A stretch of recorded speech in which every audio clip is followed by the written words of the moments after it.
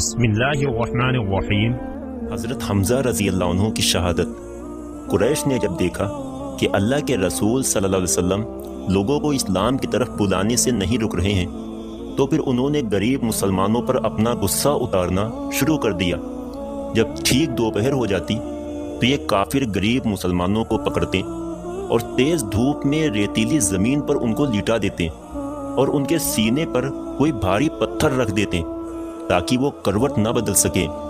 ان کے جسموں پر گرم گرم بالو ڈال دیتے، لوہے کی سریا آگ میں گرم کر کے ان کے جسموں پر چپکا دیتے اور کبھی ان کو پانی میں ڈبو کر بہت دیر تک ان کی سانس روک دیتے۔ مسلمان ان ساری تکلیفوں کو برداشت کرتے لیکن اللہ کے رسول کو نہ چھوڑتے۔ کافر لوگ اللہ کے رسول صلی اللہ علیہ وسلم کو بہت زیادہ پریشان کرتے تھے۔ ایک صاحب روایت کرتے ہیں کہ میں نے دیکھا کہ اللہ کے رسول صلی اللہ علیہ وسلم کعبے میں لوگوں کو اسلام کی طرف دعوت دے رہے ہیں اور کوئی ان کے اوپر مٹی پھینک رہا ہے، کوئی ان پر تھوک رہا ہے اور کوئی ان کے اوپر کوڑا پھینک رہا ہے، کوئی انہیں پیچھے سے دھکا دے رہا ہے۔ اور اللہ کے رسول کی یہ حالت دیکھ کر سارے کافر زور زور سے ہنس رہے تھے۔ اللہ کے رسول صلی اللہ علیہ وسلم پورا دن لوگوں کو اسلام کی دعوت دیتے لیکن کوئی ماننے کے لیے تیار نہیں ہوتا۔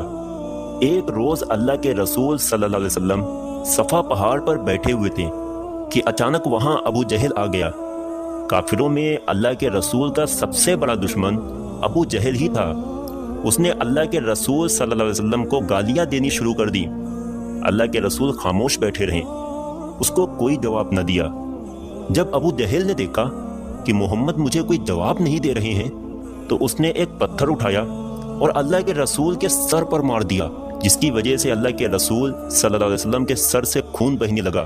اللہ کے رسول خاموشی سے اٹھے اور کعبے کی طرف چلے گئے، آب زمزم سے جا کر اپنے زخم دھوئے اور پھر اللہ کے سامنے سجدے میں گر گئے اور رونے لگے۔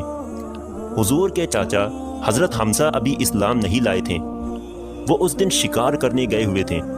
حضرت حمزہ جب بھی شکار کر کے شام کو واپس آتے تو بڑے اکڑ کے چلتے تھے۔ اس دن بھی جب وہ مکہ کے اندر داخل ہو رہے تھے تو دو غلام لڑکیوں نے ان سے کہا کہ اے حمزہ، اگر آج تم اپنے بھتیجے محمد کی حالت دیکھ لیتے کہ ابو جہل نے ان کو کیسے مارا تھا تو شاید تم ایسے اکڑ کے نہ چلتے۔ حضرت حمزہ نے ان لڑکیوں سے ساری باتیں پوچھی تو انہوں نے سب کچھ بتا دیا کہ آج ابو جہل نے تمہارے بھتیجے کو بہت گالیاں دی اور پھر ایک پتھر اٹھا کر ان کے سر پر مارا کہ جس کی وجہ سے ان کے سر سے خون بہنے لگا۔ یہ سننا تھا کہ حضرت حمزہ کو بہت تیز غصہ آیا، تیر کمان ہاتھ میں لیے سیدھے حرم میں پہنچے۔ ابو جہل اپنے ساتھیوں کے ساتھ حرم میں ایک ٹولی بنائے بیٹھا ہوا تھا۔ حضرت حمزہ نے جاتے ہی اس کے سر پر بہت تیز کمان ماری، ابو جہل کا سر پھٹ گیا۔ حضرت حمزہ نے کہا کہ اے جاہل، کیا تم سمجھتے ہو کہ میرا بھتیجا لاوارث ہے؟ جس کا من کرے وہ اسے گالیاں دے اور مارے؟ ایسا ہرگز نہیں ہوگا۔ اگر دوبارہ تو نے میرے بھتیجے کی طرف نظر بھی اٹھائی تو تیرا بہت برا حال ہوگا۔ اس کے بعد حضرت حمزہ اپنے بھتیجے حضور صلی اللہ علیہ وسلم کو تلاش کرنے لگے۔ حضور صلی اللہ علیہ وسلم اس وقت کعبے کے پاس سجدے میں پڑے ہوئے تھے اور بہت رو رہے تھے۔ حضرت حمزہ ان کے پاس پہنچے اور کہا اے میرے بھتیجے، لیکن اللہ کے رسول صلی اللہ علیہ وسلم نے سر نہ اٹھایا۔ حضرت حمزہ نے دوبارہ کہا اے میرے بھتیجے، اللہ کے رسول نے پھر بھی سر نہ اٹھایا۔ حضرت حمزہ نے تیسری بار کہا اے میرے بھتیجے، اللہ کے رسول نے سر اٹھایا۔ آنکھوں میں آنسو بھرے ہوئے تھے۔ حضرت حمزہ نے سر پر ہاتھ رکھتے ہوئے کہا کہ اے میرے بھتیجے، پریشان نہ ہو، میں نے تمہارے دشمن ابو جہل سے بدلہ لے لیا ہے کہ جیسے اس نے تمہیں مارا تھا میں نے بھی اس کا سر پھاڑ دیا ہے، اب تو خوش ہو جا۔ حضور صلی اللہ علیہ وسلم نے بڑی بے نیازی سے فرمایا کہ اے میرے پیارے چچا، مجھے اس بات سے کوئی خوشی نہیں ہوئی۔ حضرت حمزہ رضی اللہ عنہ نے پوچھا کہ بھتیجے، پھر تجھے کس بات سے خوشی ہوگی؟ اس پر حضور صلی اللہ علیہ وسلم نے فرمایا کہ چچا جان، اگر آپ اسلام قبول کر لو تو مجھے سب سے زیادہ خوشی ہوگی۔ حضرت حمزہ نے کہا بھتیجے، پھر دیر نہ کر، مجھے ابھی کلمہ پڑھا دو، میں آج ہی مسلمان ہوتا ہوں۔ یہ سن کر حضور کا چہرہ خوشی سے جگمگا اٹھا۔ حضرت حمزہ کے اسلام لانے سے مسلمانوں کو بہت طاقت ملی۔ اب کوئی بھی حضور صلی اللہ علیہ وسلم کو پریشان نہیں کر پاتا تھا۔ ہر ایک حضرت حمزہ سے ڈرتا تھا، کیونکہ حضرت حمزہ ان بہادر لوگوں میں سے تھے کہ جنگ میں ان سے کوئی بھی جیت نہیں پاتا تھا۔ اللہ کے رسول اپنے چاچا حضرت حمزہ سے بہت محبت کرتے تھے۔ وفات۔ ہجرت کے بعد جنگ احد کے موقع پر حضرت حمزہ نے بہت بہادری سے جنگ لڑی۔ کوئی بھی ان کے سامنے آنے کی طاقت نہیں رکھتا تھا۔ وہ اپنے گھوڑے پر سوار تھے، ان کے دونوں ہاتھوں میں تلواریں تھیں۔ انہوں نے اپنا گھوڑا کافروں کے لشکر میں گھسا دیا اور تلواروں سے کافروں کو گاجر مولی کی طرح کاٹ رہے تھے۔ لیکن اسی وقت ایک غلام جس کا نام وحشی تھا، اس نے ایک تیر میں زہر لگا کر دور ہی سے حضرت حمزہ پر وار کر دیا۔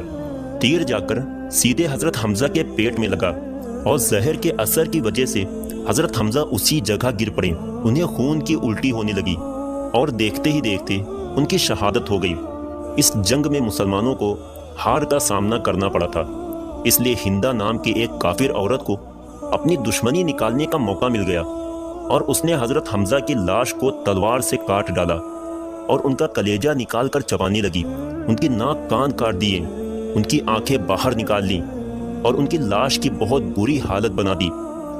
جنگ کے بعد اللہ کے رسول صلی اللہ علیہ وسلم نے صحابہ اکرام سے پوچھا کہ میرے چاچا حمزہ کہاں ہیں؟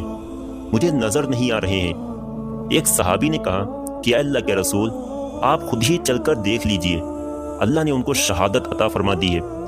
یہ سن کر اللہ کے رسول کی آنکھوں سے آنسو بہنے لگے اور ان صحابی کے ساتھ اللہ کے رسول چل دیے۔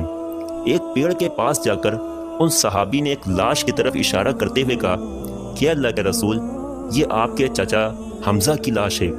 لاش کی اتنی بری حالت دیکھ کر اللہ کے رسول اتنا زیادہ رونے لگے کہ آپ کی ہچکیاں بن گئیں۔ صحابی کہتے ہیں کہ اللہ کے رسول صلی اللہ علیہ وسلم اس دن سے زیادہ کبھی نہیں روئے تھے۔ اور جب حضور صلی اللہ علیہ وسلم نے شہدائے احد کی نماز جنازہ پڑھائی تو ہر شہید کی نماز جنازہ کے ساتھ حضرت حمزہ کی نماز بھی پڑھائی۔ اس لحاظ سے حضرت حمزہ کو یہ اعزاز حاصل ہے کہ 70 مرتبہ آپ کی جنازے کی نماز ادا کی گئی۔ اس واقعے کے 7 سال کے بعد وہی غلام جس نے حضرت حمزہ کو قتل کیا تھا اللہ کے رسول کے پاس آ کر مسلمان ہو گیا۔ ان کا نام وحشی تھا۔ اللہ کے رسول نے وحشی سے پوچھا کہ تو نے میرے شیر جیسے بہادر چچا کو قتل کیسے کیا؟ وحشی نے جواب دیا کہ اے اللہ کے رسول، حضرت حمزہ جیسے بہادر آدمی کے سامنے تو کسی کو آنے کی طاقت نہیں تھی۔ ان کی تلوار بجلی کی رفتار سے چلتی تھی، جو بھی ان کے سامنے آتا تھا اس کا مرنا لازمی تھا۔ اس لیے میں نے ایک پتھر کے پیچھے چھپ کر دور ہی سے ایک تیر پر زہر لگا کر ان پر وار کر دیا اور ان کی شہادت ہو گئی۔ اے اللہ کے رسول، یہ سب کچھ میں نے اپنے مالک مطعم کے کہنے پر کیا تھا کہ انہوں نے مجھ سے کہا تھا کہ اگر تو حضرت حمزہ کو قتل کر دے گا تو میں تجھے آزاد کر دوں گا۔ میں نے آزاد ہونے کی خاطر حضرت حمزہ کو قتل کیا اور ان کی شہادت ہو گئی۔